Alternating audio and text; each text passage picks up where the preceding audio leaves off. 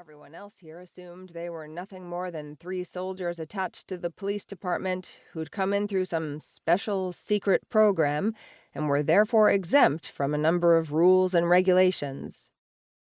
Privates Thornbrook, and Thornbrook were different, but they'd proven their capacity for following orders to the best of their ability.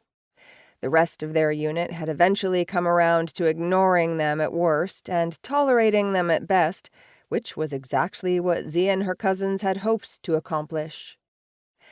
The person they most needed to impress, the one who knew who and what they were, and who had ushered them into the ranks of the U.S. Army's military police, despite that knowledge, hadn't shown his face since he'd given them the grand tour on their first official day at the station.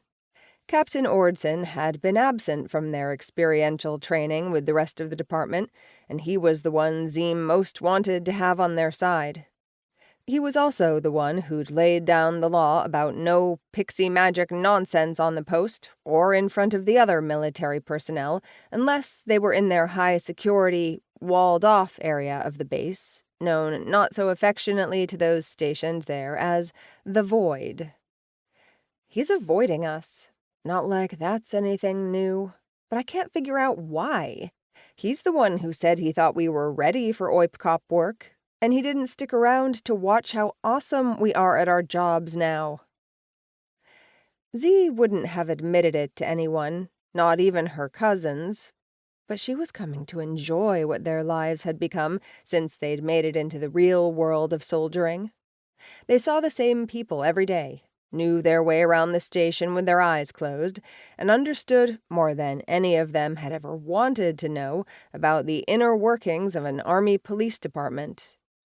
If the other MPs they saw day in and day out still hadn't warmed up to the Thornbrooks, they'd at least stopped trying to sabotage their assignments. For the most part, Z and her cousins were left alone to carry out their daily duties as part of the larger, well-oiled machine. Z and her cousins had also stopped throwing wrenches into that machine's gears, and the blue-haired Pixie had enjoyed the few weeks of relative normalcy they'd had since their first and only live mission. It had been successful, since that was why the Army wanted magicals, to deal with magical threats. "Yeah," she murmured, sliding her boots off the desk and swiveling in her chair to sit upright. "Nobody can pretend we're worthless now." Feeling more self-conscious than usual, Z tucked a protruding tuft of bright blue hair behind her ear, then tugged the uniform cap farther down on her head. Echo eyed her and said nothing. "Okay, fine. Maybe I will get it cut." Z pointed at her cousin. "But just a little. Just a trim. Me and my hair have been through a lot together, you know." The station filled with the rings of phones, murmurs of conversations among the other MPs heading back and forth to fulfill their duties, and a smattering of footsteps up and down the halls on either side of the front lobby.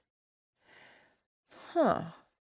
Z stared at the phone they hardly used. It rested in its cradle like every other station phone, occasionally blinking when lines rang, but someone else almost always picked up. "Looks like crime's making it a light day. That thing hasn't made our ears bleed once this morning." Echo shrugged again, then leaned forward in her chair so she could peer through the doorless doorway of their combined office. Z joined her.